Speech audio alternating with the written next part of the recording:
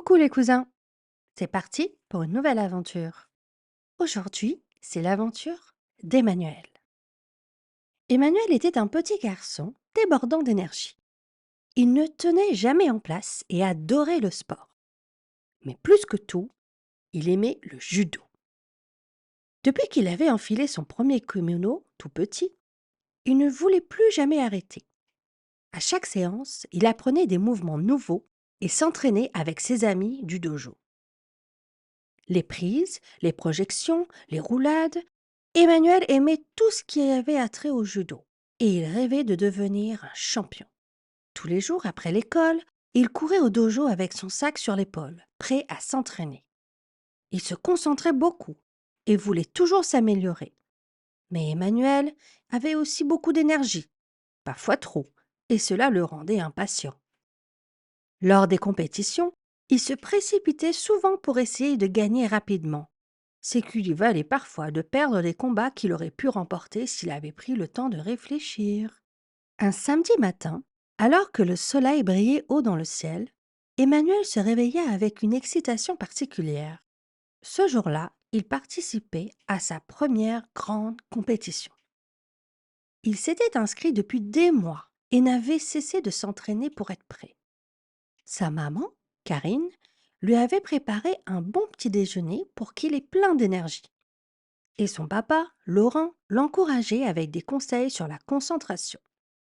Rappelle-toi, Emmanuel, lui dit son papa en nouant sa ceinture de judo. Le judo, ce n'est pas une question de force, c'est aussi une question de technique et de calme. Ne te précipite pas. Observe ton adversaire et utilise ta tête. Emmanuel hocha la tête, mais au fond de lui, son impatience montait. Il voulait prouver qu'il était le plus rapide et le plus fort. Je vais tous les battre aujourd'hui, se dit-il. En arrivant à la compétition, le gymnase était plein d'enfants en kimono, tous impatients de monter sur le tatami. Les arbitres préparaient les tapis et les parents prenaient place dans les gradins pour encourager leurs enfants. Emmanuel salua ses amis du dojo, déjà nerveux mais prêts à se donner à fond. Le premier combat d'Emmanuel arriva rapidement. Il fit face à un garçon de sa taille, mais qui semblait plus calme. Dès le début, Emmanuel attaqua avec énergie, essayant d'attaquer son adversaire pour le projeter au sol. Mais le garçon esquiva facilement ses attaques. Emmanuel se précipita encore, mais son adversaire restait toujours une fraction de seconde plus rapide, plus réfléchi. Soudain, le garçon attrapa Emmanuel par son kimono, fit une rotation rapide et Emmanuel se trouva au sol avant même de comprendre ce qui s'était passé. Ippon! Le combat était terminé. Emmanuel avait perdu. Déçu, il se releva et s'inclina devant son adversaire, mais son cœur était lourd. Il était certain qu'il aurait pu gagner. Il avait de la force, il avait l'énergie, mais quelque chose lui manquait. Il retourna dans les gradins et regarda les autres combats. Il remarqua que certains enfants ne se précipitaient pas. Ils attendaient le bon moment, observaient les mouvements de leurs adversaires avant d'agir. Après quelques minutes, c'était de nouveau son tour. Emmanuel prit une grande respiration et monta sur le tatami. Cette fois, il essaya d'écouter les conseils de son papa. Il se concentra, observa son adversaire et il ne se jeta pas sur lui dès les premières secondes. Au bout d'un moment, il remarqua une ouverture. L'enfant en face de lui baissa sa garde et Emmanuel saisit l'occasion. Avec un mouvement fluide, il attaqua son adversaire par le bras, le projeta au sol avec une parfaite osotogari. Ippon!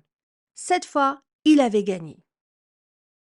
Emmanuel sentit une vague de fierté l'envahir. Peut-être que son papa avait raison après tout. Utiliser sa tête, prendre son temps, c'était ça le secret.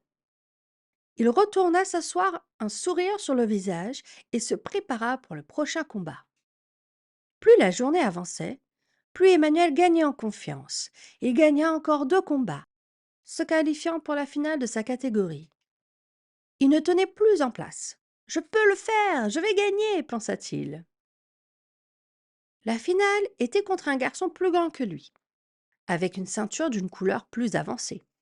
Emmanuel sentit une petite boule d'angoisse dans son estomac, mais il se souvenait de sa stratégie. Calme, patience, technique. Le combat commença. Emmanuel et son adversaire se tournaient autour, cherchant la moindre ouverture.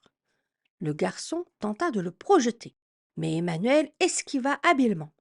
C'était un combat serré. Chaque mouvement comptait. Puis soudain, Emmanuel vit sa chance. Il attrapa le kimono de son adversaire, utilisa une projection qu'il avait apprise récemment, Seiyoi Naji, et le grand garçon perdit l'équilibre et tomba sur le dos.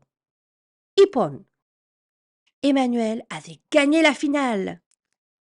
Les cris de joie résonnèrent dans le gymnase. Emmanuel sauta de joie, tandis que son entraîneur le félicitait et que ses parents dans les gradins l'applaudissaient avec fierté. En montant sur le podium pour recevoir sa médaille, Emmanuel se rendit compte de tout ce qu'il avait appris ce jour-là. Le judo n'était pas seulement une question de force ou d'énergie.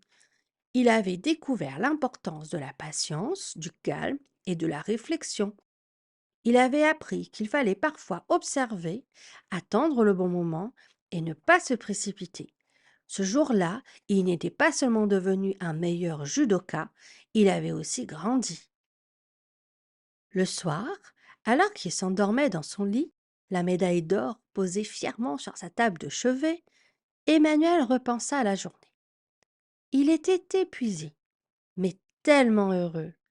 Il avait donné le meilleur de lui-même, appris une leçon précieuse et était devenu un champion. Avant de fermer les yeux, il sourit, se disant que demain, il continuerait à s'entraîner encore plus fort, avec la tête et le cœur. Et c'est ainsi qu'Emmanuel, le petit garçon, tout plein d'énergie, s'endormit en rêvant de ses futures victoires sur le tatami. Bisous Emmanuel!